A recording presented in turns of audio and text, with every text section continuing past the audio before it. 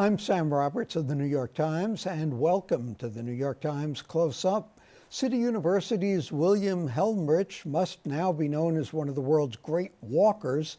We'll talk to him about his latest book, The Manhattan Nobody Knows.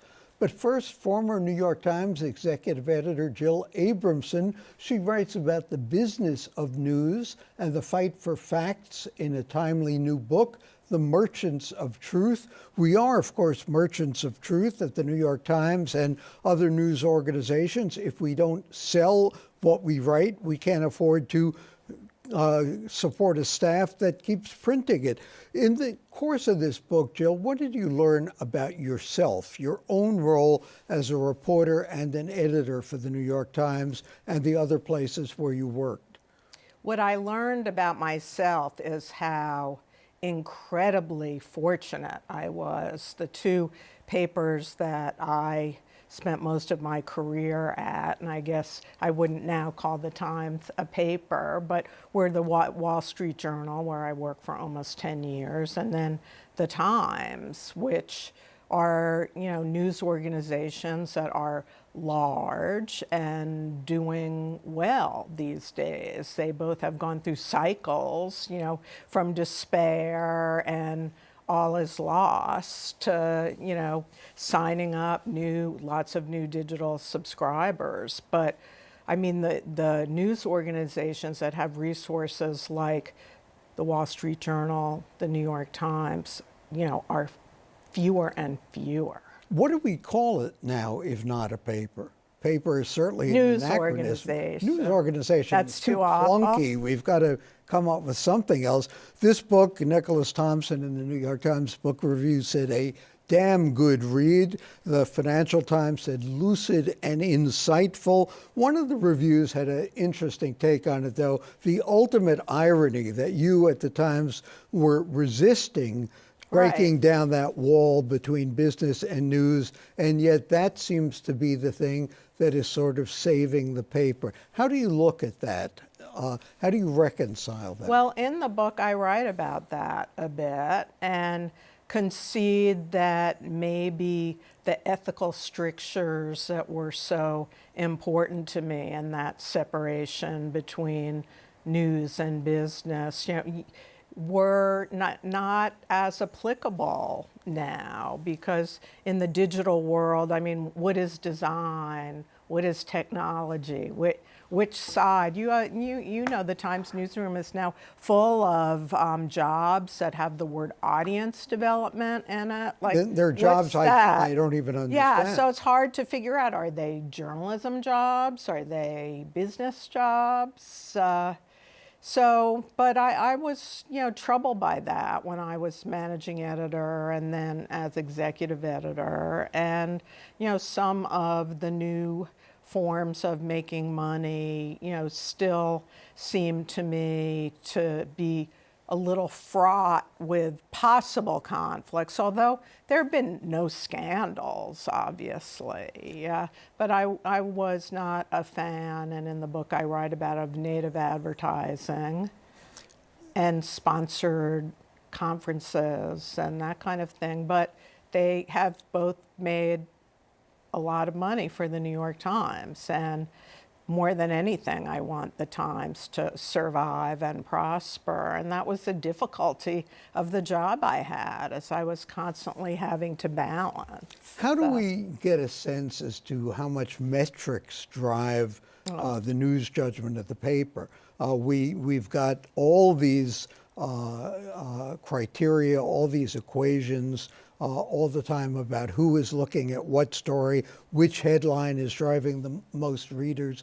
How do we factor that into our news judgment and not cater to what is driving the biggest audience, and instead use our news judgment to put what we think is news out there? Right. Well, it's very hard because everyone is paying close attention to what story is trending at any given moment. There's a company called Chartbeat, which measures by the nanosecond what people are reading, how long they read it for. And, it does affect the psyche, at least, of, reporters and columnists I know at the Times and still talk to. You want to see your story be one that's trending and going viral on Twitter and all of that. So it does have an influence. And how does that influence, and one of the things you address in the book, how does it influence our coverage of Donald Trump, and how has it in terms of Trump becoming clickbait for the Times? Well, he's clickbait for everybody, in fairness. I mean, the cable news show that do nothing but Mueller investigation and Donald Trump are, bathing in the best ratings they've ever had. And, CNN is making money hand over fist. The ratings are great. So, Right, thanks to him, we're not a failing newspaper. That's exactly right. And for a couple, all the years that he's said that, that's been completely false. Surprise, surprise. But, the coverage, and I'm not isolating the Times in this answer, because the Times is only one of 4 places that I submerged myself in doing research and writing the book. But it means that too much of the news is reactive to Donald Trump, and he's the master manipulator. He always had a knack for, getting publicity, often outrageous, but he goes by the any publicity is good, and then The Apprentice. And he knows exactly how to dominate like a news cycle that only lasts maybe a quarter of the day. Which is all the attention span that people have these days. I hope not, but, I still am encouraged that the Times' long investigative pieces get a very good readership. But, one of the reporters for the Washington Post, and I have this anecdote in the book, told his psychiatrist, spent a whole session talking about his chart beat fixation. And the Times is nowhere as metrics driven as the Post. You walk into their new newsroom and there are these big screens. There's one in the lobby, measuring exactly what the most popular article is at any moment. I know, that becomes scary. In the book, you also address the 2016 presidential campaign and how it was covered. Looking back at that, how would you cover it differently? I would have probably had less coverage as, Watergate-like scandal coverage of Hillary Clinton's emails. It was a story, but it wasn't Watergate. So were we bending over backwards to be tough on a Democrat, be tough on a candidate that the Times, I think, had endorsed for every office she'd run for? I think in every election you want to make sure that you're being, proportionate, that you're not doing all your investigative reporting on one. I don't believe in equal, always having equal attention to one side or the other. But, that was the Times' original scoop, and they rode that scoop and rode it. So we have Anthony Weiner to blame for that. Of the revival of Comey, sure we do, which is such an irony because of Huma. But indeed. So if you were looking at the lessons learned... Should we talk about Trump, though? Yes. I think that, because, I teach a class called Journalism in the Age of Trump. And so I've looked at the chronology so closely of when it was first known that Russia was interfering in the election, which was about the time of the Democratic Convention, and then when it was becoming known that figures close to Donald Trump were in communication with Russians. And, there was more that could have come out before the election, and it's just a shame, that it didn't. Just not because I'm anti-Trump, but because I believe passionately that voters should have the most credible information to make the most informed decision at the ballot box. Do you think people care? Right now about the Russia investigation, I suspect a majority of Americans don't care.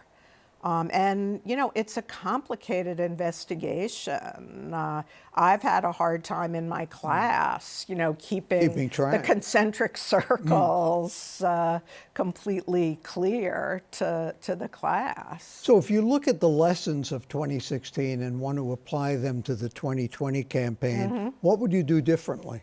I would situate more reporters out in the red parts of the country. You know, when I was managing editor, the Times opened new bureaus in Kansas City and Phoenix, but there are a lot more places you need to be in. And not just fly-ins. You know, Robert Caro wrote such a great piece in The New Yorker a couple of issues ago about like how setting himself real down. people resent reporters who do toe touches. And he and his wife went to live in Texas Hill Country to understand Lyndon Johnson and the people he knew for 3 years. I don't expect that. But, you know, the publisher and the executive editor, just days after the election, promised, you know, that they would, you know, be out in the country doing more reporting, you know, not paying as much attention to polls. But you have to give reporters time to do that. And that's tough with the news cycle speeding up every day. One of the things that is increasingly tough and something we have to deal with in New York in particular, unfortunately, is local news, which is terrible. Virtually vanishing. How do we cope with that? It's the biggest crisis in news today, by far. I mean, if you look at the country broadly, it's a news desert. Hundreds of local newspapers have closed, and the ones that haven't closed have been bought by these vulture capital funds that strip them down for parts. And you know, there are a lot of promising initiatives, but they don't begin to be, you know, big enough to fill the vacuum at the local level. And the pity of it and the worry of it is really that news organizations have very low trust numbers right now, but the most trusted news sources are local. I worry about it. You worry about it.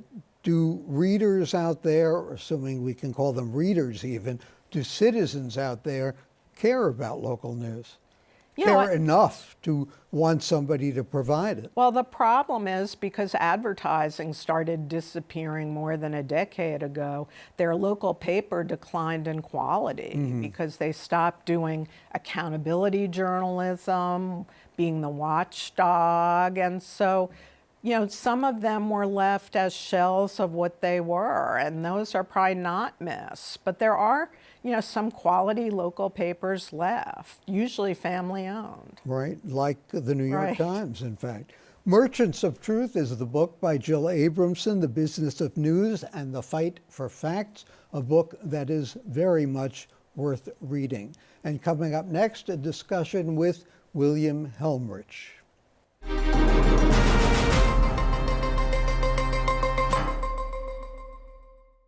My next guest, no stranger to comfortable walking shoes, William Helmreich is the author of 3 books so far about New York. He's a City College sociology professor. The latest book is about Manhattan, the Manhattan Nobody Knows, an urban walking guide. About how many miles have you walked all through the city, Bill? By now, having done 4 borough books, so the latter 2 are not yet published, I would say I've walked about 10,000 miles. 10,000 miles. So how many pairs of shoes is that? Well, I usually do about maybe 500 miles on a pair of shoes. So you can figure out for every 1,000 miles, so it's 20 pairs of shoes. Boy, you could do shoe commercials if nothing else. Absolutely. When you have seen the city change at its core on the ground level, What kind of trends have you seen? People talk about gentrification. They talk about poor people being eased out. They talk about absentee landlords, absentee apartment dwellers. What's really going on in the city, and is this for better or for worse? I know it's hard to generalize, but not impossible. I will say, first of all, that one of the things that you see now compared to 10, 15 years ago is many more people out on the streets, walking around, engaging with each other. The trend toward gentrification, of course, is one that began already in the late 80s with Ed Koch and continued. But there are some very important questions that have not yet been answered about gentrification. And I'm embarrassed to say it because the sociologists dropped the ball on this one, but we do not to this day know what became of the people who moved out. Some of them were forced out, but even that is not really clear. The reason is, supposing you're living in an apartment building and there were cockroaches in the building and it wasn't a great place to live in, but you stayed. And then suddenly your sister left you a 120-acre farm in North Carolina and you leave. Mm-hmm. Were you forced out? What about the people whom we don't know for sure? I talked to landlords who offered people all sorts of deals to stay. And then there's research done by the Furman Institute at NYU, which suggests that a lot of the people who it appeared were forced out actually moved to other parts of the neighborhood, actually moved somewhere else. People were offered apartments in Florida by landlords eager to get the last 2 or 3 tenants who were preventing them from developing it in another fashion. But the truth is, if we don't know where the people went, how can we really determine the effects of gentrification? Did they move to Hauppauge? Did they move to Suffolk County if they were Hispanic? And where are they? Under what conditions are they living in now? And as far as the gentrifiers go, we can't racialize the issue. We have many black gentrifiers. We have many Hispanic gentrifiers. And sure, if a person forced out of a neighborhood because he has to pay $4 for a cup of coffee, I think you could say so. And I think that there are plenty of people who have been forced out by gentrification. But this cannot be done statistically. It has to be done on the ground. The problem is once the people leave, you have a lot of trouble getting forwarding addresses. You have a lot of trouble getting permissions. Superintendents are not allowed to tell you where they went. Sure, they're not on the ground anymore. No, and this is a tremendous gap in research. The other thing is, here I am, I've now walked 10,000 miles. And we talk about New York as a cold, hard city. I've not encountered one individual who refused to talk to me in 10,000 miles. You're talking about thousands of people that I spoke with. I think that's a trend. I think it's a trend because I think that once the murder rate dropped to even 700 compared to the 2292 that we had in the early 90s, people are not adhering to the idea of don't talk to strangers. On the contrary, I'm a stranger to them. Now, I'm relatively harmless looking. Yes. I don't look like your typical mugger.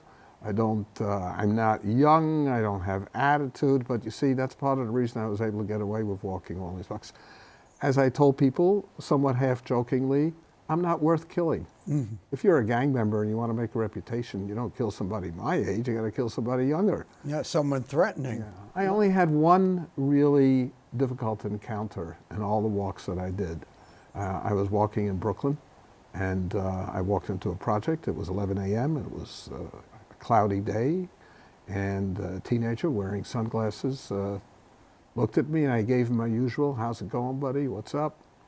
He didn't say anything. He just said something in Spanish to the boombox he had or whatever it was he had, and 7 heads bopped up on the other side of the grassy oval, and I left. I said, "Have a great day." I had probably bumped into a drug deal in progress. So I made a turn in the opposite direction and walked out as slowly as my dignity could carry me. You said the great leveler is accessibility in the city. What did you mean by that? Well, I mean that people live cheek to jowl with each other. And of course, life on Park Avenue and 137th Street is not the same as life on, or actually 127th Street is actually not the same as life on 78th Street and Park Avenue. But people encounter each other in all sorts of places, in shopping centers, in stores, in waiting in line for a baseball game, sitting next to each other in seats and at a public event. And it's not like they have that much in common, but these daily encounters are levelers. You won't find that in more stratified cities. There are cities where segregation is very great. On the other hand, I think it's fair to say that New York still remains a segregated city. But I think that one of the major and often overlooked differences is that segregation today is in many cases voluntary. In other words, Cambria Heights, Queens is an all-black neighborhood. There's not one white person living there. Would they throw them out? Of course not. It's a middle-class neighborhood. It's very safe. It doesn't have any problems. In Douglaston, most of the population is white and Asian. You won't find any black people. Today, the only color that matters is green. If you can afford to pay for the house, you can have it. But in the past, things were very different. People used all kinds of subterfuges to make sure they didn't get into their apartment. So accessibility is a leveler, but we're still somewhat separate. And what about the decline of kind of mom and pop stores? Does that affect the city's culture, the city's zeitgeist? It does. It's really part of the fact that so much shopping is done online, and also because people are on the internet all the time. They don't go out and play stickball and stoop ball and all these games that we know about that people play. They don't have the desire to do so. They don't have the cultural background to do so. Their parents already didn't do it. And so that is. But I will also say something else about that. What's really, really sad is that businesses that people dedicated their entire lives to as adults have become obsolete. I talked to someone who sells pianos, and I walked into a store and I said, "So how many pianos have you sold in the last couple of weeks?" He says, "I haven't sold any in years." I said, "What are you doing here all day?" He said, "I'm giving lessons. I'm giving lessons to people." I said, "Do you have any regrets about your life?" And he stopped for a minute and he hesitated. He says, "Well, if you want to know the truth, I do." I said, "What?" He says, "I'm sorry I didn't kill myself 5 years ago." Oh, great. Isn't that something? That's cheery. The New York, nobody knows. Brooklyn, nobody knows. The Manhattan, nobody knows. Books by Bill Helmreich. And I'll have some additional thoughts coming up on CODA next.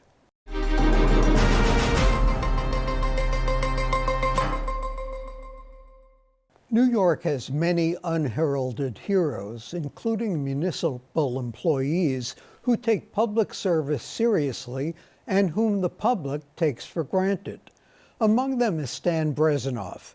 He was Commissioner of Employment and Human Resources and Deputy Mayor under Ed Koch, President of the Health and Hospitals Corporation, Executive Director of the Port Authority, member of the MTA.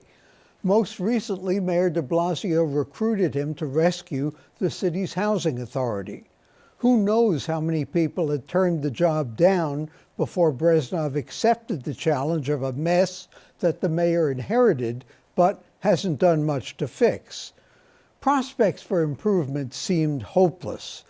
Roofs leaked into apartments that were freezing because furnaces hadn't been repaired, and onto walls still covered with lead paint that hadn't been removed, even though city officials swore that it had been. De Blasio seemed less concerned about quick fixes for public housing projects and their precarious future than about saving face.